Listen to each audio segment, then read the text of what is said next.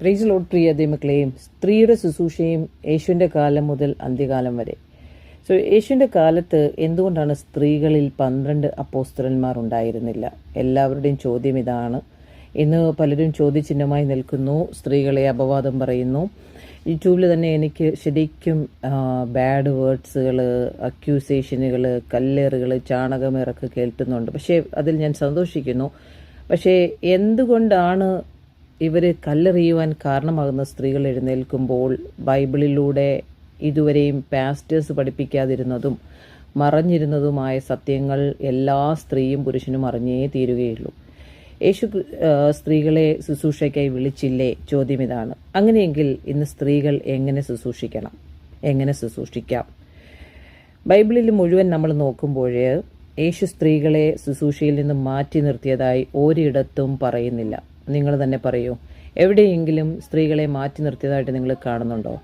മറിച്ച് തൻ്റെ കാലത്ത് സാമൂഹിക പരിമിതികളെ അതിജീവിച്ച് സ്ത്രീകൾക്ക് യേശു അതിശയകരമായ സ്ഥാനമാണ് നൽകിയത്.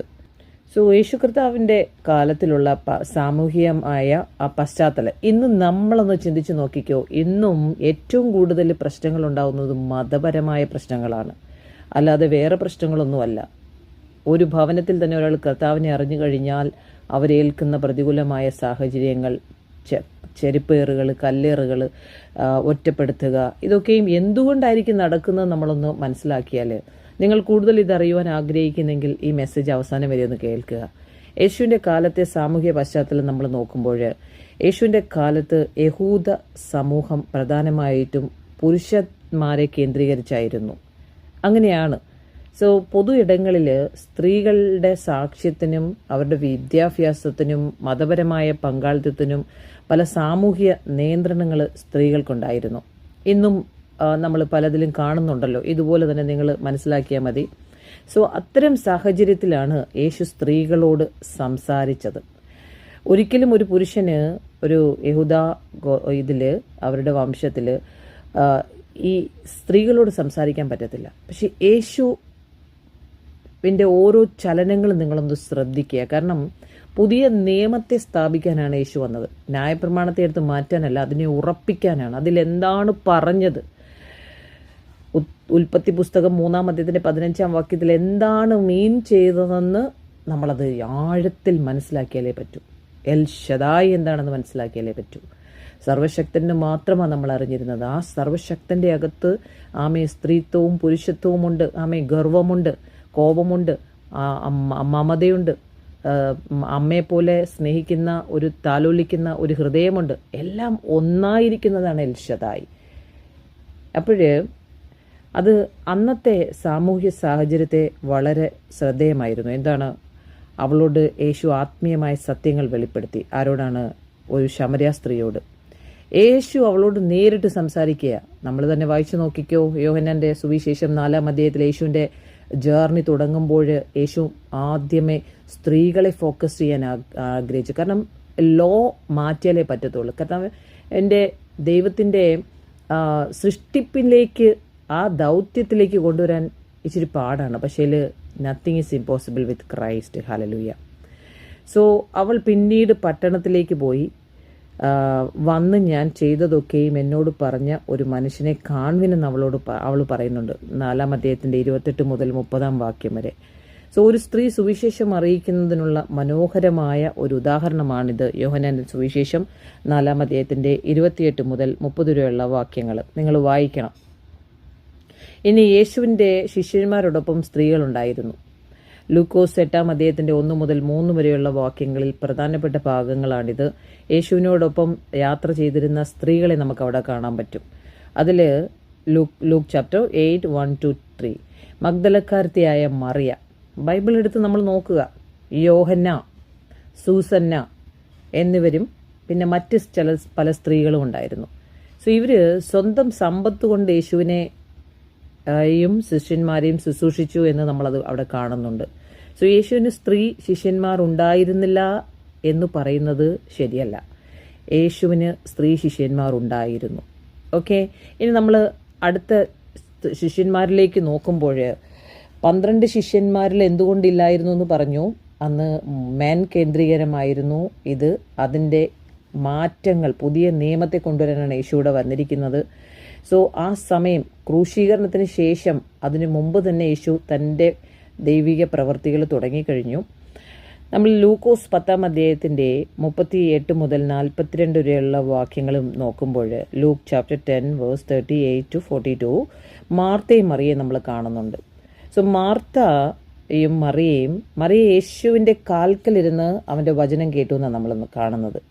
അത് അന്നത്തെ സമൂഹത്തിൽ വളരെ ശക്തമായ ഒരു ചിത്രമാണ്. കാരണം യേശു അവളെ അവിടെ നിന്ന് എഴുന്നേൽപ്പിച്ച് സ്ത്രീകൾക്ക് പഠിക്കേണ്ട എന്ന് പറഞ്ഞില്ല, അല്ലേ? അങ്ങനെ ആയിരുന്നു ദൈവത്തിൻ്റെ പ്രവൃത്തിയെങ്കിൽ ഒരിക്കലും യേശു അവളെ അനുവദിക്കത്തില്ല. മറിച്ച് മറിയ നല്ല അംശം തിരഞ്ഞെടുത്തിരിക്കുന്നു എന്നാണ് പറഞ്ഞത്. നിങ്ങൾ തന്നെ പറഞ്ഞാട്ടെ. സോ ഒരു സ്ത്രീ തന്നെ എതിരായി എഴുന്നേൽക്കുമ്പോഴാണ് എനിക്ക് ഈ അതിശയമാണ്. കാരണം പാസ്റ്ററിൻ്റെ ഭാര്യമാരാണ് അധികവും എനിക്കെതിരായി എഴുന്നേറ്റത്. പാസ്റ്റർമാർ പിന്നെയും പറയുന്നുണ്ട്, കാരണം അവരുടെ അകത്തൊരു ദൈവികത്വം ഉള്ളതുകൊണ്ട് ഈ പാസ്റ്റർമാർ അതിന് പ്രതികൂലമായി എഴുന്നേൽക്കുമ്പോൾ ദൈവം അടങ്ങിയിരിക്കത്തില്ല. അനേക സ്ത്രീകൾ അവരുടെ മക്കളെ ആയിരിക്കും ചിലപ്പോൾ എഴുന്നേൽപ്പിക്കുന്നത് പല രാജ്യങ്ങളിൽ. അതുകൊണ്ടാണ് ദൈവം സ്കാറ്റേഡ് ആക്കിയത്, എല്ലാത്തിനും അവിടെയും ഇവിടെയൊക്കെ എത്തിച്ചത്. കാരണം ഇവരുടെയൊക്കെ കൂടെ ഇരുന്നാൽ ഈ പാരമ്പര്യവും പിടിച്ച് തലയിൽ തുണിയിട്ട് കെട്ടിപ്പിടിച്ച് അങ്ങനെയാ കുറച്ച് അനേകർക്ക് വേണ്ടി പ്രാർത്ഥിച്ച്. ഇപ്പം ഞാൻ എക്സാമ്പിൾ പറയുകയാണെങ്കിൽ ബെന്നിഹിനെ തന്നെ എടുക്കുകയാണെങ്കിൽ, ഞാൻ അദ്ദേഹത്തിൻ്റെ മെസ്സേജുകൾ നോക്കുമ്പോൾ അദ്ദേഹം വളരെ ശക്തമായി ദൈവം ഉപയോഗിക്കുന്നു എന്ന് പറയുമ്പോൾ തന്നെ അദ്ദേഹം മിറക്കിൾസിനാണ് ഫോക്കസ് ചെയ്യുന്നത്. നിത്യതയ്ക്ക് വേണ്ടി ഫോക്കസ് ചെയ്യുന്നു എന്ന് അല്പം സംശയിക്കാനുണ്ട്. കാരണം അദ്ദേഹത്തിൻ്റെ അവസാനം പിന്നെ പൈസ പിരിക്കലിനെ കുറിച്ച് പറയുക, അതാണ് ഏറ്റവും അവസാനം പുള്ളി പറഞ്ഞു തരുന്നത്. ഇതാണോ യേശു നമ്മളെ പഠിപ്പിച്ചത്? സോ യേശുവിനെ വിറ്റ് തിന്നാൻ പറ്റുന്ന അത്ഭുതങ്ങളും അടയാളങ്ങളും ചെയ്യുന്ന കോൺഗ്രിഗേഷനെ ഫോക്കസ് ചെയ്താണ് നമ്മളെല്ലാവരും പോകാനും ഇരിക്കാനും ആഗ്രഹിക്കുന്നത്. ഇനി അതിനെയൊക്കെ ഉടയ്ക്കാൻ പോവുകയാണ്. എന്നാൽ 12 അപ്പോസ്തലന്മാർ പുരുഷന്മാർ ആയത് എന്തുകൊണ്ടെന്ന് നമുക്കറിയാമോ? ഇവിടെ നമ്മൾ ശ്രദ്ധിക്കേണ്ട ഒരു കാര്യം, യേശു 12 പേരെ പ്രത്യേകമായി അപ്പോസ്തലന്മാരെ തിരഞ്ഞെടുത്തു. മത്തായി സുവിശേഷം 10-ാം അധ്യായത്തിൻ്റെ 1 മുതൽ 4 വരെയും, മർക്കോസ് 3-ാം അധ്യായത്തിൻ്റെ 13 മുതൽ 19 വരെയും, ലൂക്കോസ് 6-ാം അധ്യായത്തിൻ്റെ 12 മുതൽ 16 വരെയുള്ള വാക്യങ്ങളിലാണ്. അവർ 12 ഗോത്രങ്ങളുമായി ബന്ധപ്പെട്ടൊരു അവർ ദൗത്യത്തെ പ്രതിനിധീകരിക്കുകയാണ് അവിടെ. അതുകൊണ്ട് 12 പുരുഷന്മാരായിരുന്നു എന്ന സത്യം നമ്മൾ അത് മാറ്റാൻ പറ്റത്തില്ല. It is reality, it is true. പക്ഷേ അതിൽ നിന്ന് സ്ത്രീകൾക്ക് ഒരിക്കലും ശുശ്രൂഷിക്കാനാവില്ല എന്ന് പറയുന്നതാണ് തെറ്റ്. ഈ ഒരു നിയമം ദൈവം ഒരിക്കലും കൊണ്ടുവന്നിട്ടില്ല, പറ്റില്ല എന്നുള്ളത്. അങ്ങനെ ഉണ്ടെങ്കിൽ യേശു പറയുമായിരുന്നു, സ്ത്രീയെ നീ എൻ്റെ അടുത്തിരുന്ന് പഠിക്കാൻ പാടില്ല. യേശു അങ്ങനെ പറഞ്ഞിട്ടില്ല. 12 അപ്പോസ്തലന്മാരുടെ തിരഞ്ഞെടുപ്പ് അതുകൊണ്ട് സ്ത്രീകളെ നിരോധിച്ചിരിക്കുന്നു എന്ന് പറയാൻ പറ്റത്തില്ല. ഇത് രണ്ടും നമുക്ക് കണക്ട് ചെയ്യാൻ പറ്റത്തില്ല. എല്ലാ സ്ത്രീകൾക്കും ശുശ്രൂഷ നിരോധിച്ചിരിക്കുന്നു, പുരുഷന്മാരെ മാത്രം തിരഞ്ഞെടുത്തിരിക്കുന്നു എന്നെവിടെയും പറഞ്ഞിട്ടില്ല യേശു. യേശുവിൻ്റെ ഫോക്കസ് സ്ത്രീയിലുമാണ് പുരുഷനിലാണ്. കാരണം ഇത് പെട്ടെന്ന് അങ്ങോട്ട് ഇംപ്ലിമെൻ്റ് ചെയ്യാൻ പറ്റുന്നില്ല. കാരണം ദൈവത്തിന് എല്ലാത്തിനും ഒരു സമയമുണ്ട്, എല്ലാത്തിനും ഒരു കാലമുണ്ട്, എല്ലാത്തിനും ഒരു ദൗത്യമുണ്ട്. ഇന്നും പലരും ചർച്ച് റിലേറ്റഡായിട്ട് പല കാര്യങ്ങളും എന്നോട് പറയുമ്പോൾ ദൈവം പറയുന്നതിനനുസരിച്ച് നമുക്ക് മൂവ് ചെയ്യാൻ പറ്റും. എല്ലാത്തിനും ഒരു കാലം ദൈവം വെച്ചിട്ടുണ്ട്. ഏറ്റവും വലിയ കാര്യമെന്ന് പറഞ്ഞത് ഉയർത്തെഴുന്നേറ്റ യേശുവിൻ്റെ ആദ്യ സാക്ഷികൾ സ്ത്രീകൾ. ഇത് എല്ലാ പാസ്റ്റേഴ്സും പറയും, സ്ത്രീകൾക്ക് യേശുവിൻ്റെ സാക്ഷികളാകാൻ പറ്റും. അതിൽ ശക്തമായ നമ്മൾ ശ്രദ്ധിക്കേണ്ട ഒരു കാര്യം, യേശു ഉയർത്തെഴുന്നേറ്റ ശേഷം ആദ്യം പ്രത്യക്ഷപ്പെട്ടവരിൽ മഗ്ദലക്കാരത്തി മറിയ ഉണ്ടായിരുന്നു. നമ്മൾ യോഹന്നാൻ 20-ാം അധ്യായത്തിൻ്റെ 11 മുതൽ 18 വരെയുള്ള വാക്യങ്ങൾ വായിക്കുമ്പോൾ യേശു അവളോട് പറഞ്ഞു, നീ എൻ്റെ സഹോദരന്മാരുടെ അടുക്കൽ ചെന്ന് അവരോട് പറയുക. അപ്പോൾ യേശുവിൻ്റെ ഉയർത്തെഴുന്നേൽപ്പിൻ്റെ വാർത്ത അറിയിക്കാൻ അവളെ അയക്കുകയാണ്. എന്തുകൊണ്ട് ഈ വാർത്ത ആ സമയത്തൊരു പുരുഷനെ ഏൽപ്പിച്ചില്ല? ശിഷ്യന്മാരുടെ ജോലി എന്താണ്? സുവിശേഷം പോയി അറിയിക്കുക, സ്നാനപ്പെടുത്തുക, എന്നിട്ട് അവരെ ഉറപ്പിക്കുക വചനത്തിൽ, അവരെ പിന്നീട് ശിഷ്യന്മാരാക്കുക, ഫോളോ ചെയ്യിപ്പിക്കുക കർത്താവിൻ്റെ ക്രൂശിനെ നിത്യതയ്ക്ക്, പിന്നെയും വളർത്തുക, പെരുക്കുക. ഇതാണ് ആഗ്രഹിക്കുന്നത്. ഇത് തന്നെയാണ് എൽ ഷദായിലുമുള്ളത്, പെരുക്കുക എന്ന് പറഞ്ഞാൽ ബർത്ത് കൊടുക്കുന്ന ഒരു അമ്മയാണ്. അമ്മയുടെ മാതൃത്വവും എൽ ഷാദിലുണ്ട്. ഷാദ് എന്ന് പറഞ്ഞാൽ അതിനെ ഫീഡ് ചെയ്യുന്നെന്നുള്ളതാണ്. സോ അതിനാൽ അവൾക്കൊരു സാക്ഷ്യം ദൈവം നൽകുകയാണ്. She is a witness. എന്തുകൊണ്ടൊരു പുരുഷനെ വിറ്റ്നസ് ആക്കിയില്ല? കാരണം ഇവരെ കൊണ്ട് ഇനി പറ്റത്തില്ലെന്ന് ദൈവത്തിന് അറിയാം. കാരണം ഇവർ ഈ കമ്മ്യൂണിറ്റിയെ നോക്കിക്കൊണ്ടിരിക്കും. സ്ത്രീ അങ്ങനെയല്ല, സ്ത്രീ വില കൊടുക്കാൻ തയ്യാറായിട്ടുള്ളവളാണ്. അതുകൊണ്ടാണ് ചിലർ മഗ്ദലക്കാരത്തി മറിയെ വളരെ മനോഹരമായി അപ്പോസ്തലന്മാരുടെ അപ്പോസ്തല എന്നുപോലും വിശേഷിക്കുന്നത്. ഹല്ലേലൂയ. നമ്മുടെ പുരുഷന്മാരുടെ ഗർവം ഉടയാതെ ഇത് ഇംപ്ലിമെൻ്റ് ചെയ്യാൻ പറ്റില്ല കർത്താവിന്. അതുകൊണ്ട് ഈ ഗവൺമെൻറ്റിൻ്റെ ലോയിനെ കൊണ്ടുവരാൻ പോവാണ്. പുരുഷന്മാരിനി മിണ്ടാതിരിക്കുന്ന ഒരു കാലം വരുന്നത് എവിടെയെന്ന് വെച്ചാൽ പെട്രോളും ഡീസലും അതുപോലെ തന്നെ പല കാര്യങ്ങളും നമുക്ക് യാത്ര ചെയ്യാൻ പറ്റുന്നുണ്ട്, അഹങ്കരിക്കാൻ പറ്റുന്നുണ്ട്, പല കാര്യങ്ങളും സ്ത്രീകളെ താഴ്ത്തിക്കൊണ്ട് ചെയ്യാൻ പറ്റുന്നുണ്ട്, പലതും. അതിനെല്ലാം ദൈവം ഉടയ്ക്കും. Take it my word, maximum ഒരു 1.5 മാസം, അതിനപ്പുറം പോകത്തില്ല. എല്ലാ പുരുഷന്മാരുടെ ഗർവത്തെ ദൈവം ഉടയ്ക്കാൻ പോവാണ്. അത് ഗവൺമെൻറ് ആണെങ്കിലും സിസ്റ്റം ആണെങ്കിലും എല്ലാത്തിനും എഫക്റ്റ് ചെയ്യാൻ പോവുകയാണ്. സ്ത്രീകൾ അവിടെ ആക്ഷനിലേക്ക് വരാൻ വേണം. കാരണം സ്ത്രീയാണ് ഇനി ഭക്ഷണം ഉണ്ടാക്കുന്നത്. അവളുടെ പുരുഷന്മാർക്ക് ഇതിന് എക്സ്പീരിയൻസ് ഇല്ലല്ലോ. പല കാര്യങ്ങളും സ്ത്രീകളെ കൊണ്ട് ഇനി ചെയ്യാൻ പറ്റില്ല. ലോകത്തിൽ ദൈവം അത് ചെയ്യാൻ പോവുകയാണ്. മത്തായി യേശു സ്ത്രീയെ സുവിശേഷത്തിൻ്റെ സാക്ഷിയാക്കി. കാരണം മത്തായി സുവിശേഷം 28:8 മുതൽ 10 വരെയുള്ള വാക്യങ്ങളിൽ സ്ത്രീകൾ ഉയർത്തെഴുന്നേറ്റ് യേശുവിനെ കണ്ടെന്നാണ് പറയുന്നത്. അവരോട് യേശു പറഞ്ഞു, പോയി എൻ്റെ സഹോദരന്മാരോട് അറിയിപ്പാനാ. വളരെ ശ്രദ്ധിക്കേണ്ട ഒരു കാര്യമാണ് ദൈവമക്കളെ. നിങ്ങൾ തന്നെ നിങ്ങൾക്ക് എതിരാകരുത്. അന്നത്തെ സമൂഹത്തിൽ സ്ത്രീയുടെ സാക്ഷ്യത്തിന് വലിയ സാമൂഹ്യ വിലയില്ലായിരുന്ന സമയത്താണ് ഇത് സംഭവിക്കുന്നത്. യേശു തൻ്റെ ഉയർത്തെഴുന്നേൽപ്പിൻ്റെ വാർത്ത അറിയിക്കാൻ സ്ത്രീകളെ ഉപയോഗിച്ചു എന്നുള്ളതിൻ്റെ 100% കൺഫേം. ഇത് യേശുവിൻ്റെ ഹൃദയം നമ്മോട് സംസാരിക്കുന്ന ഒരു വലിയ സത്യമാണ്. ഇത് നിങ്ങൾ മനസ്സിലാക്കണം. എന്തുകൊണ്ട് എഴുതി വെച്ചിട്ടില്ലെന്ന് പറയുമ്പോൾ യേശു പറയുന്നുണ്ട്, ഇത് മാത്രമല്ല, ഇതിൽ കൂടുതൽ നിങ്ങൾ ഇനി അറിയും, ഗ്രഹിക്കും. കാരണം ദൈവത്തിൻ്റെ മനസ്സെന്താണെന്ന് നിങ്ങൾ മനസ്സിലാക്കണം. മുഖത്തേക്ക് നോക്കിയിരിക്കുമ്പോൾ നമുക്ക് മനസ്സിലാകത്തില്ല, ഹൃദയം നോക്കണം. യേശു പലപ്പോഴും പറയുന്നുണ്ട്, ഈ വിശ്വാസം ഞാൻ എങ്ങും കണ്ടിട്ടില്ലെന്ന്. ബലാത്കാരാണ് സ്വർഗരാജ്യത്തെ പിടിച്ചെടുക്കുമെന്നാണ്.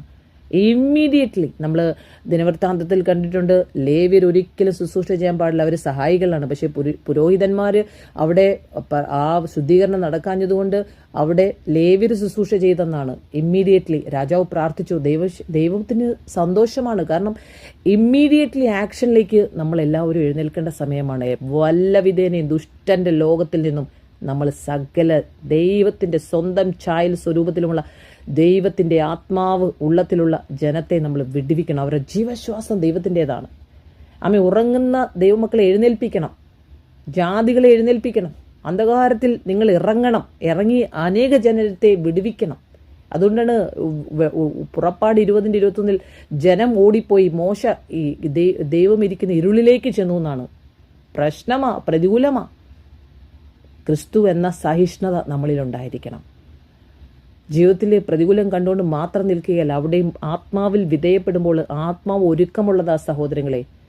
സ്ത്രീകൾ പുറത്തു വരരുതെന്ന സാമൂഹ്യ ചിന്തയും സുവിശേഷവും യേശുവിൻ്റെ കാലത്തെ എല്ലാ സാമൂഹ്യ ആചാരങ്ങളും ദൈവത്തിൻ്റെ കൽപ്പനകളാണെന്ന് കരുതാൻ പറ്റത്തില്ല നമുക്ക്. ഒരു സമൂഹത്തിൻ്റെ സംസ്കാരം ഒന്നാണ്, ദൈവത്തിൻ്റെ വചനം മറ്റൊന്നാണ്. കാരണം യേശു പലപ്പോഴും മനുഷ്യരുടെ പാരമ്പര്യങ്ങളെ ചോദ്യം ചെയ്തു. ഞാൻ ഒന്നുകൂടെ പറയാണ്, ഒരു സമൂഹത്തിൻ്റെ സംസ്കാരം ഒന്നാണ്, ദൈവത്തിൻ്റെ വചനം മറ്റൊന്നാണ്. മർക്കോസ് 7:8 മുതൽ 13 വരെയുള്ള വാക്യം നോക്കുമ്പോൾ മനുഷ്യരുടെ പാരമ്പര്യം ദൈവവചനത്തിന് മുകളിലാകുന്നതിനെ യേശു വിമർശിച്ചു. അതുകൊണ്ട് അന്നത്തെ സമൂഹത്തിൽ സ്ത്രീകൾക്ക് ചില പരിമിതികളുണ്ടായിരുന്നു.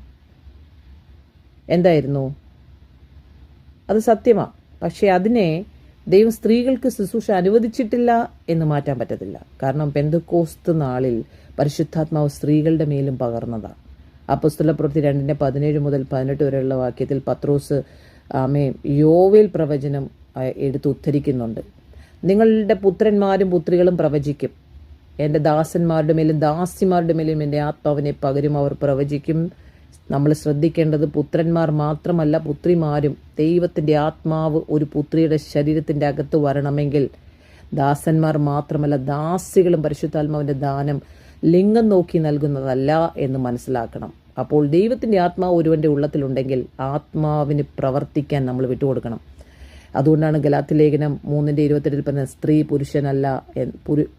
പുരുഷനല്ല എന്നല്ല, ക്രിസ്തുവിൽ ഒരേ അവകാശം എന്നാണ്. യഹൂദനും ഗ്രീക്കുമില്ല, ദാസന് സ്വതന്ത്രനുമില്ല, ആണും പെണ്ണുമില്ല, നിങ്ങളെല്ലാവരും ക്രിസ്തുവേശുവിൽ ഒന്നത്രേ. അപ്പോൾ ഈ ക്രിസ്തു യേശു എന്ന സഹിഷ്ണുതയിലേക്ക് നമ്മൾ ആര് കടന്നു വരാൻ ആഗ്രഹിക്കുന്നു അവരെല്ലാം ദൈവം അതിശക്തമായി ഉപയോഗിക്കും. എല്ലാവരെയും ഉപയോഗിക്കണമെന്നില്ല. ദൈവത്തിൽ വിധേയപ്പെടുന്നവർ, അനുസരിക്കുന്നവർ, ആ വാക്തത്വം ലഭിച്ചവർ, ദർശനം ലഭിച്ചവർക്ക് അടങ്ങിയിരിക്കാൻ പറ്റില്ല. ഇതിൻ്റെ അർത്ഥം പുരുഷനും സ്ത്രീയും ശരീരപരമായി ഒരുപോലെ എന്നല്ല. രക്ഷയിൽ ഒരേ കൃപ, ക്രിസ്തുവിൽ ഒരേ മൂല്യം, പരിശുദ്ധാത്മാവിൽ ഒരേ പ്രവേശനം, ദൈവത്തിൻ്റെ മക്കൾ എന്ന നിലയിൽ ഒരേ അവകാശം. അവിടെ ഡിസ്ക്രിമിനേഷൻ ഇല്ല. മോളിൽ ചെന്ന് കഴിയുമ്പം സ്വർഗരാജ്യത്തിൽ സ്ത്രീ വേറെ പുരുഷൻ വേറെ എന്നില്ല. നിങ്ങളത് മറക്കരുത്. ഈ പ്രപഞ്ചം വിട്ട് കഴിഞ്ഞാൽ ആമേൻ നമ്മൾ മരിക്കും, കർത്താവിനോട് ചേർന്നിരിക്കും, നമ്മുടെ ജീവൻ മറഞ്ഞിരിക്കും. പിന്നീട് റാപ്ചറിന് ശേഷം നമ്മളെല്ലാം ഒന്നാണ്. നമ്മൾ മക്കളാണ് ദൈവത്തിന്, പിതാവാം ദൈവത്തിന്. പൗലോസിൻ്റെ കാലത്ത് സ്ത്രീകൾ ശുശ്രൂഷിച്ചില്ലേ? ശുശ്രൂഷിച്ചിട്ടുണ്ട്. ഫേബ നമ്മൾ കാണുന്നുണ്ട്. റോമാലേഖനം 16-ാം അധ്യായത്തിൻ്റെ 1 മുതൽ 2 വരെയുള്ള വാക്യങ്ങളിൽ പൗലോസ് ഫേബയെ കെങ്ക്രസൻ നമ്മൾ പറയും. എന്നുവെച്ചാൽ ഒരു ചെമ്മാച്ചനായാൽ പിന്നെ അച്ഛനാവത്തില്ലയോ? ഇന്ന് ട്രെയിനി ആയാൽ നാളെ ഡോക്ടറല്ലേ? അവൾ അനേകർക്ക് സഹായമായിരുന്നു എന്ന് പൗലോസ് പറയുന്നുണ്ട്. അതുകൊണ്ട് ഫേബയെ ഒരു സാധാരണ വിശ്വാസി മാത്രമല്ല, സഭയിൽ ഉത്തരവാദിത്വമുള്ള ശുശ്രൂഷ ചെയ്ത സ്ത്രീയാണ് ഫേബെ എന്ന് പറയുന്നത്. ഇന്ന് അവൾ ഡീക്കനാണെങ്കിൽ നാളെ അവൾ പാസ്റ്ററാകും. സ്ത്രീകൾ മിണ്ടാതിരിക്കട്ടെ എന്ന് പറയുമ്പോൾ ഈ ന്യായാധിപയായ ദബോറ മിണ്ടാതിരുന്നോ? അല്ലല്ലോ. എസ്തേറിനോട് പറഞ്ഞു, ഇപ്പോൾ നീ മിണ്ടാതിരുന്നാൽ മറ്റൊരു സ്ഥലത്തു നിന്ന് ഉദ്ധാരണമുണ്ടാകും. അപ്പോൾ സ്ത്രീകൾ മിണ്ടാതിരിക്കാനാണോ ദൈവം ആഗ്രഹിക്കുന്നത്? ഹല്ലേലൂയ. അതിൻ്റെ പുറകിൽ ദൈവത്തിൻ്റെ ഒരു ഉദ്ദേശമുണ്ട്. അന്നത്തെ കാലത്ത് എല്ലാം കൂടെ വന്നിരുന്ന് ചിലപല പറയുമ്പോൾ മിണ്ടാതിരിക്കാൻ സ്ത്രീകളോട് പറഞ്ഞു. സ്ത്രീകൾ മിണ്ടാതിരിക്കട്ടെ, അന്നേരം പഠിക്കാൻ പറഞ്ഞു. നിങ്ങൾ മനസ്സിലാക്കിയതിന് ശേഷം നിങ്ങൾ സംസാരിക്കുക. ഒരു വാക്യം എടുത്ത് സ്ത്രീയെ അതിപ്പതിക്കുന്നതിനേക്കാൾ പ്രിസ്കില്ല ഒരു പുരുഷനെ ആയ അപ്പൊല്ലോസിനെ പഠിപ്പിച്ചു, അവൾ ഉറപ്പിച്ചു. കാരണം കുറച്ച് വീക്ക്നെസ് കണ്ടപ്പോൾ ഇന്ന് കഴിഞ്ഞ പ്രാവശ്യം ഇന്ത്യയിൽ പോയപ്പോൾ ഒരു പാസ്റ്ററിനെ അപ്പോസ്തലനായി അഭിഷേകം ചെയ്തപ്പോൾ അദ്ദേഹത്തിന് 2 ദിവസം കഴിഞ്ഞപ്പോൾ അദ്ദേഹത്തിന് നാട്ടുകാരെല്ലാം കൂടെ ഇളകിയപ്പോഴത്തേക്ക് ചോദിച്ചതാണ്, നിന്നെ ആര് പറഞ്ഞു എൻ്റെ തലയിൽ എണ്ണ ഒഴിക്കാൻ? യേശു കർത്താവിൻ്റെ തലയിൽ എണ്ണ ഒഴിച്ചു. മത്തായി സുവിശേഷം 26-ാം അധ്യായത്തിൽ സ്ത്രീ ശിഷ്യന്മാർ കണ്ടിട്ട് മുഷിഞ്ഞെന്നാ. ഹല്ലേലൂയ. നമുക്ക് സുബോധമുണ്ടായിരിക്കണം. കർത്താവിൻ്റെ പരിശുദ്ധാത്മാവിൽ നിങ്ങൾ വിധേയപ്പെടണം. പരിശുദ്ധാത്മാവ് പ്രവർത്തിക്കുമ്പോൾ ചോദ്യം ചെയ്യാൻ പാടില്ല. അപ്പോസ്തല പ്രവൃത്തിയിൽ 18-ാം അധ്യായത്തിൽ 24 മുതൽ 26-ാം വാക്യം വരെ അപ്പൊല്ലോസ് എന്ന ശക്തനായ പ്രസംഗകനെ നമ്മൾ കാണുന്നുണ്ട്. യേശു കർത്താവിനെ കുറിച്ച് അപ്പൊല്ലോസിന് നല്ലതായിട്ട് അറിയാം. പക്ഷെ കൂടുതലും മാർഗനിർദ്ദേശം നൽകിയത് ഈ പ്രിസ്കില്ലയാണ്. അപ്പോൾ പ്രിസ്കില്ലയുടെ അക്കിലാവ് ഭർത്താവുണ്ട്. അവനെ കൂട്ടിക്കൊണ്ടു പോയിട്ട് ദൈവത്തിൻ്റെ വഴി കൂടുതൽ കൃത്യമായി അവനെ വിശദീകരിച്ചെന്ന. ഇവിടെ സ്ത്രീയും പുരുഷനും കൂടെ ചേർന്ന് ഒരു ചെറിയ വീക്ക്നെസ് അല്ലെങ്കിൽ ചെറിയ ഒരു ബലഹീനത ആ വചനത്തിൻ്റെ പ്രകോഷ്ഠത്തിൽ കാണുമ്പോൾ അതിനെ ഒന്നുകൂടെ ക്ലാരിറ്റിയിലേക്ക് ഫോക്കസ്. കാരണം അത്രമാത്രം ഹൃദയത്തിൽ പ്രിസ്കില്ലയുടെ അകത്ത് ക്രിസ്തു ഉരുവായി. അങ്ങനെ ഉരുവാകുമ്പോൾ അവൾ ചില പുരുഷന്മാരെ പഠിപ്പിക്കും. അവിടെ ഡിസ്ക്രിമിനേഷൻ ബൈബിൾ എഴുതിയിരിക്കുന്നതാ. അങ്ങനെയാണെങ്കിൽ സ്ത്രീ എങ്ങനെ മിണ്ടാതിരിക്കും? നിങ്ങൾ പറ. ഹല്ലേലൂയ. ഇനി സ്ത്രീകൾ സ്നാനപ്പെടുത്തിയിട്ടുണ്ടോ എന്ന് ചോദിക്കുമ്പം അപ്പം യേശു കർത്താവ് എത്ര സ്നാനപ്പെടുത്തി? പൗലോസ് എത്ര സ്നാനപ്പെടുത്തി? ഇവിടെ സ്നാനപ്പെടുത്തുന്നതോ ശുശ്രൂഷയിലേക്ക് അത് ഓട്ടോമാറ്റിക്കലി ദൈവത്തിൻ്റെ ആത്മാവ് ഉള്ളപ്പോൾ അത് കാര്യങ്ങളൊക്കെ നടക്കും. ദൈവത്തിൻ്റെ പ്രവൃത്തികൾ നടക്കും. ദോശ വാങ്ങിച്ചാൽ ചമ്മന്തിയും കിട്ടും എന്ന് പറഞ്ഞതുപോലെ തന്നെ. അപ്പോൾ യൂനിയാവ് എന്ന അപ്പോസ്തലയ വളരെ പ്രസിദ്ധയാണ്. റോമാലേഖനം 16-7 പൗലോസ് യൂനിയായെ കുറിച്ച് പറയുന്നുണ്ട്. അപ്പോസ്തലന്മാരുടെ ഇടയിൽ പ്രസിദ്ധയായ യൂനിയാവ് എന്നാണ് പറയുന്നത്. യൂനിയാവ് എന്ന് പറയുന്ന സ്ത്രീയാണ്. നിങ്ങൾ യൂട്യൂബിൽ അടിച്ചു നോക്കണം, ഗൂഗിളിൽ അടിച്ചു നോക്കണം, അല്ലെങ്കിൽ ഏതെങ്കിലും ടെക്നോളജിയിൽ നിങ്ങൾ നോക്കണം. യൂനിയ എന്ന പേര് അപ്പോസ്തലന്മാരിൽ പേര് കൊണ്ടവളാണ്. ഇത് പലരും ചില വിമർശനങ്ങളൊക്കെ ഉണ്ടായിട്ടുണ്ട്. എങ്കിലും ആദ്യകാല സഭയിൽ സ്ത്രീകൾക്ക് ശക്തമായ ശുശ്രൂഷ പങ്കാളിത്തം ഉണ്ടായിരുന്നുവെന്ന് ഈ വാക്യം നമ്മളെ വ്യക്തമാക്കുകയാണ്. ഒരിക്കലും അത് മാറ്റാം. അപ്പോൾ സഭയിൽ ഒന്നാമത് അപ്പോസ്തലന്മാരെന്ന് കൊരിന്ത്യർ ലേഖനം 12-28 വാക്യം നമ്മൾ വായിക്കുന്നുണ്ട്. അങ്ങനെയെങ്കിൽ സ്ത്രീ ഒരിക്കലും സ്നാനം കൊടുക്കരുതെന്ന് യേശു പറഞ്ഞിട്ടുണ്ടോ? ഒരു അപ്പോസ്തലന് സ്നാനം കൊടുക്കാനും ഏത് ശുശ്രൂഷയെ അപ്പോസ്തലിന് ചെയ്യാൻ പറ്റുമെങ്കിൽ യൂനിയാവ് എന്ന സ്ത്രീ അപ്പോസ്തല എന്ന് ബൈബിളിൽ ഉണ്ടെങ്കിൽ അപ്പോൾ സ്ത്രീ മിണ്ടാതിരിക്കണോ? സ്ത്രീ ഒന്നും ചെയ്യരുതോ? നമ്മൾ യേശുവിൻ്റെ മുഖം നോക്കിയത് കൊണ്ടായിരിക്കാം, ഹൃദയം നോക്കാഞ്ഞത് കൊണ്ടായിരിക്കാം, അല്ലെങ്കിൽ പഠിപ്പിച്ച പണ്ഡിതന്മാർക്ക് തെറ്റുപറ്റിയതായിരിക്കാം, പാസ്റ്റേഴ്സിന് അറിവില്ലാതെ പോയതായിരിക്കാം. അവർ ദൈവത്തോട് ചേർന്നിരിക്കുന്നതിന് പകരം സഭയിലെ വിശ്വാസികളുടെ പണത്തിനും അവരുടെ തലയെണ്ണലിനും ഇമ്പോർട്ടൻസ് കൊടുത്തതായിരിക്കാം. പക്ഷേ കർത്താവിൻ്റെ മനസ്സറിഞ്ഞതിനെ ആർക്കും ഒന്നും ചെയ്യാൻ പറ്റത്തില്ല. സ്ത്രീകൾ ഒരിക്കലും സ്നാനം കൊടുക്കരുതെന്ന് യേശു പറഞ്ഞിട്ടില്ല. ഇവിടെ നമ്മൾ ഫോക്കസ് ചെയ്യേണ്ട ഒരു കാര്യം, പുതിയ നിയമത്തിൽ സ്ത്രീ ഒരിക്കലും മറ്റൊരാളെ സ്നാനം കഴിപ്പിക്കരുതെന്ന് പറഞ്ഞിട്ടില്ല. ഫേബ ആ റോമാ ലേഖനവുമായി പൗലോസ് കാരാഗ്രഹത്തിലിരിക്കുമ്പോൾ എഴുതിയ, പൗലോസിന് എഴുതാൻ പറ്റത്തില്ല, ആമത്തിട്ടിരിക്കുകയാണ് കയ്യും കാലും. അദ്ദേഹം ബന്ധിക്കപ്പെട്ടിട്ടും ആത്മാവിനാൽ അദ്ദേഹം തെർസസ് എന്ന റോമാലേഖനം 16 താഴോട്ട് വരുമ്പോൾ എഴുതിയിരിക്കുന്നു, തെർസസ് ആണ് ഈ വചനം എഴുതുന്നത്. ആ ഇത് കൊണ്ടുപോകുന്നത്, ഇത്രയും ട്രാവൽ ചെയ്ത് അന്നത്തെ സമയത്ത് ഇത്രയും റെസ്ട്രിക്റ്റ്. ഞാൻ ഇന്നലെ എൻ്റെ ഒരാളോട് പറയുന്നു, നോർത്ത് ഇന്ത്യയിലേക്ക്, അയ്യോ അങ്ങോട്ട് പോവല്ലേ. അപ്പോൾ ആ സമയത്താണ് ഫേബ പോകുന്നത്. കപ്പലൊക്കെ കടന്നായിരിക്കും ഈ റോമനിലോട്ട് പോയി അവിടെ പോയി ഈ ലേഖനം വായിച്ച് അവരെ മനസ്സിലാക്കിയതിന് ശേഷമായിരിക്കും. കാരണം പൗലോസ് ആത്മാവിൽ നിറഞ്ഞ് അവളെ ഗ്രഹിപ്പിച്ച് അവളെ മനസ്സിലാക്കി കൊടുത്തതാണ് ഇത്ര പ്രാഗൽഭ്യത്തോട് റോമാലേഖനം ന്യായപ്രമാണത്തെക്കുറിച്ച്, പുതിയ നിയമത്തെക്കുറിച്ചുള്ള ബ്രിഡ്ജിനെ കുറിച്ച് റാഷേഖന മനാഖന്തുരമേ ആ ഫേവ പോയി പറഞ്ഞുവെങ്കിൽ നിങ്ങൾ പറയാണ് സ്ത്രീ മിണ്ടാതിരിക്കട്ടെ എന്ന്. ഇതിൻ്റെ എവിടെയാണ് വാല്യൂ ഉള്ളത്? കാരണം വചനത്തെ മാറ്റാൻ പറ്റത്തില്ല. All his promises are yes and amen. അവൻ്റെ വാഗ്ദത്തം എപ്പോഴും ഉവ്വെന്നാണ്. യോഹന്നാൻ 4-ാം അധ്യായത്തിൽ 4:1-2 യേശു നേരിട്ട് സ്നാനം കഴിപ്പിച്ചതല്ല, അവൻ്റെ ശിഷ്യന്മാരാണ് സ്നാനം കഴിപ്പിച്ചതെന്ന് പറയുന്നു. സോ അതുകൊണ്ട് സ്നാന ശുശ്രൂഷയുടെ കാര്യത്തിൽ നമുക്ക് ബൈബിൾ പറയുന്നതിനേക്കാൾ അധികം നിയമം നിർമ്മിക്കാതിരിക്കണം. ഹല്ലേലൂയ. സോ ആര് സ്നാനപ്പെടുത്തുന്നു എന്നല്ല, ദൈവാത്മാവ് നിയന്ത്രിക്കുമ്പോൾ ആർക്കും ഒരു വിശ്വാസിക്ക് സ്നാനപ്പെടുത്താൻ പറ്റും. ബാക്കിയുള്ള കാര്യങ്ങൾ, ഒരു കമ്മ്യൂണിയൻ, ഇനി പെട്രോൾ ഇല്ലാതെ വരികയാണ് ഇനി. അപ്പം വീടുകളിൽ ഇരുന്ന് നമുക്ക് ട്രാവൽ ചെയ്യാൻ പറ്റില്ല. വീട്ടിൽ ഇരുന്ന് നമ്മൾ കമ്മ്യൂണിയൻ എടുക്കേണ്ടി വരും. സൂമെല്ലാം കട്ടായി പോകും. എന്ത് ചെയ്യാൻ പറ്റും? അവനവൻ വീഞ്ഞുണ്ടാക്കി ഒരു ചെറിയ ചുട്ടെടുത്ത് എന്തെങ്കിലും എടുത്ത് കമ്മ്യൂണിയൻ എടുത്തേ പറ്റൂ. ഞാൻ കഴിഞ്ഞ പ്രാവശ്യം ഒരു കമ്മ്യൂണിയൻ സർവീസ് സ്നാനത്തിന് ശേഷം, അയ്യോ ആ ദേവദാസനിട്ട് വിറപ്പിക്കുകയാണ്. എന്തൊക്കെയാണ് ഭയപ്പെടുത്തുന്നത്? കർത്താവിനെ കുറിച്ചുള്ള അറിവാണ് അദ്ദേഹം പറയുന്നത്. അദ്ദേഹത്തിൻ്റെ അറിവ് അത്രയേ ഉള്ളൂ. പേടിപ്പിക്കുന്ന ഒരു ദൈവത്തെ അദ്ദേഹം കണ്ടിരിക്കുന്നത്. ദൈവസ്നേഹമാണ്. ദൈവം തെറ്റ് ചെയ്താൽ പേടിപ്പിക്കും. ആമേൻ. നമ്മൾ ശിക്ഷാവിധിയിൽ അകപ്പെടുന്നത് എപ്പോഴാണെന്നറിയാമോ? ഇല്ലാത്തതുപോലെ ഇരുന്ന് എടുക്കുമ്പോഴാണ്. അവൻ പറഞ്ഞത് ചെയ്യാത്തവർ പേടിക്കും. പാസ്റ്റർമാർ പറയുന്നത് ചെയ്യുന്നില്ല, അതുകൊണ്ടാണ് അവർ പേടിക്കുന്നത്. അതുകൊണ്ടാണ് അവർ കമ്മ്യൂണിയൻ സർവീസിൽ വിറയ്ക്കുന്നത് കിടന്ന്.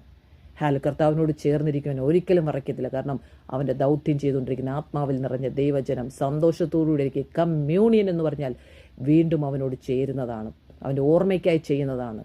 ഹല്ലേലൂയ. നമ്മൾ ഒരിക്കലും നിദ്ര കൊള്ളുകയോ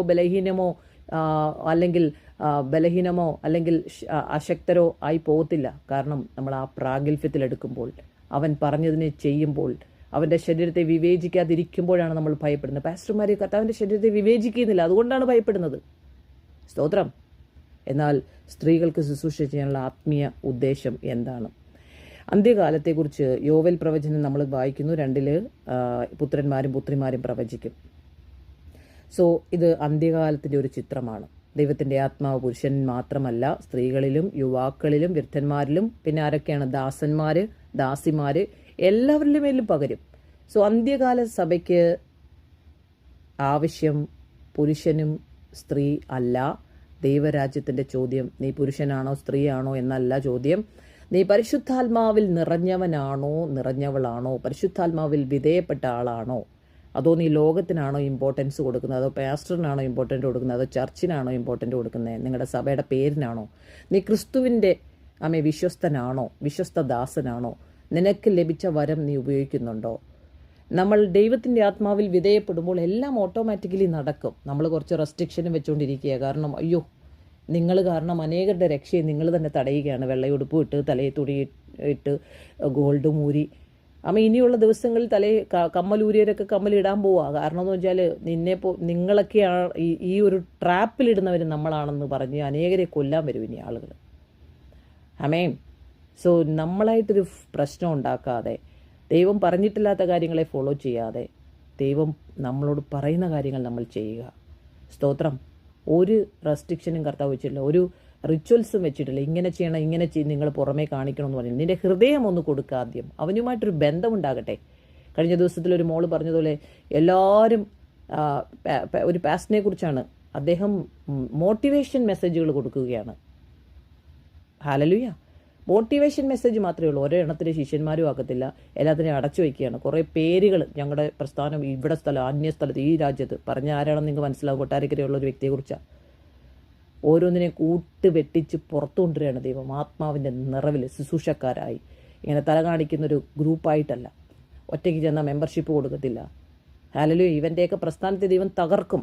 നമ്മൾ 1 കൊരിന്ത്യർ 11, 1 കൊരിന്ത്യർ 14, 1 തീമോത്തിയോസ് 2, 1 തീമോത്തിയോസ് 3 തുടങ്ങിയ ഭാഗങ്ങളെ നമ്മൾ നോക്കുമ്പോൾ പശ്ചാത്തലം നമ്മൾ അറിയണം, സഭയിലെ ക്രമം നമ്മൾ അറിയണം, ആരാധനയിലെ പ്രശ്നങ്ങൾ, ഭാഷാ സംസ്കാരം, ഇതെല്ലാം നമ്മൾ ശ്രദ്ധിക്കണം. സോ അതുപോലെ തന്നെ ഒരു വാക്യമെടുത്ത് എല്ലാ സ്ത്രീകളുടെയും ശുശ്രൂഷ അടച്ചുപൂട്ടുക എന്ന് പറയുന്നത് ശരിയല്ല. ബൈബിളിലെ മുഴുവൻ സാക്ഷ്യങ്ങളും നമ്മൾ ഒരുമിച്ച് കാണണം. സോ ഇതിലൂടെ നിങ്ങളോട് പറയാൻ ആഗ്രഹിക്കുന്നത്, യേശുവിൻ്റെ കാലത്ത് സ്ത്രീകൾക്ക് സമൂഹം പല വാതിലുകളും അടച്ചെന്ന് വരാം, പക്ഷേ യേശു അവരുടെ ആത്മീയ മൂല്യം അടച്ചിട്ടില്ല. സമൂഹം പറയുന്നത് പുറത്തു വരരുത്, യേശു പറയുന്നത് വന്ന് കേൾക്കുക. സമൂഹം പറയുന്നത് നിന്റെ സാക്ഷ്യത്തിന് വിലയില്ലെന്ന്, യേശു പറയുന്നു പോയി അറിയിക്കുക എന്ന്. സമൂഹ സ്ത്രീയെ പിന്നിലേക്ക് മാറ്റുമ്പോൾ യേശു മഗ്ദലക്കാരത്തി മറിയെ ഉയർത്തെഴുന്നേൽപ്പിൻ്റെ സാക്ഷിയായി നമ്മൾ മറക്കരുത്. പെന്തക്കോസ്തിൽ പരിശുദ്ധാത്മ വന്നപ്പോൾ പുത്രന്മാരും പുത്രിമാരും പ്രവചിച്ചെന്നാണ്. സോ ഫേബ ശുശ്രൂഷിച്ചു, പ്രിസ്കില്ല പഠിപ്പിച്ചു, യോനിയ അപ്പോസ്തലയായി ബന്ധപ്പെട്ട് നമ്മൾ കാണുന്നു. അതുകൊണ്ട് അന്ത്യകാലത്ത് നമ്മൾ സഭയോട് പറയുന്ന, സ്ത്രീകളും പുരുഷന്മാരോടും പറയണം, പുരുഷന്മാർ മാത്രം എഴുന്നേൽക്കട്ടെ എന്നല്ല, സ്ത്രീകൾ മാത്രം എഴുന്നേൽക്കട്ടെ എന്നല്ല, എല്ലാവരും എഴുന്നേൽക്കട്ടെ, ക്രിസ്തുവിൻ്റെ ശരീരം പൂർണ്ണമായി പ്രവർത്തിക്കട്ടെ. അരിമത്യക്കാരനായ യോസഫ് അന്ന് ആരും അറിയാതെ മറഞ്ഞിരുന്നു, പക്ഷെ അവനാണ് അവസാനം ശരീരം പോയി ചോദിക്കുന്നത് യേശുവിൻ്റെ. സോ ഗലാത്യർ 3:28 നമ്മെ പഠിപ്പിക്കുന്നു, ആണും പെണ്ണുമെന്നില്ല, നിങ്ങളെല്ലാവരും ക്രിസ്തുവിൽ ഒന്നത്രേ. അതുകൊണ്ട് സ്ത്രീയുടെ ശുശ്രൂഷ പുരുഷനെതിരെയുള്ള മത്സരമല്ല, അത് ക്രിസ്തുവിൻ്റെ ശരീരത്തിലുള്ള ഒരു കൃപാവരമാണ്. സോ പുരുഷനും സ്ത്രീയും തമ്മിൽ മത്സരം വേണ്ട. വിളിക്കപ്പെട്ടവർ വിളിക്കപ്പെട്ടതുപോലെ എഴുന്നേൽക്കട്ടെ, വരം ലഭിച്ചവർ വരം ഉപയോഗിക്കട്ടെ, പരിശുദ്ധാത്മാവിൽ നിറഞ്ഞവർ ക്രിസ്തുവിനെ ഉയർത്തിപ്പിടിക്കട്ടെ. അതാണ് ദൈവരാജ്യത്തിൻ്റെ ലക്ഷ്യം. പുരുഷനെ താഴ്ത്തുകയല്ല, സ്ത്രീയെ അടിച്ചമർത്തുകയല്ല, ക്രിസ്തുവിനെ ഉയർത്തുക, അതാണ് ലക്ഷ്യം. സോ അതുകൊണ്ട് വെരി സൂണിൽ എല്ലാവരും നിങ്ങൾ എഴുന്നേൽക്കുക. സടകുടഞ്ഞൊരു ഒരു സഭ മൈൻഡഡ് ആയിട്ടുള്ള ഗർവത്തിൽ നിങ്ങൾ ഇരിക്കാതെ ക്രിസ്തുവിനെ നിങ്ങൾ ഗ്രഹിക്കുക, അനുഭവിക്കുക, ആ സ്നേഹത്തിൽ നിറയുക, നിങ്ങളുടെ ഹൃദയത്തെ വിട്ടുകൊടുക്കുക. കേദാര്യ കൂടാരങ്ങളിൽ മൂടുപടം ഇട്ടുകൊണ്ടിരിക്കാനല്ല കർത്താവ്, എല്ലാ സഭകളോടും ഉണരാനാണ്. ഉത്തമഗീതം 1:7-8 വാക്യങ്ങൾ നിങ്ങൾ വായിക്കണം. Never give up, God has A great plan about you.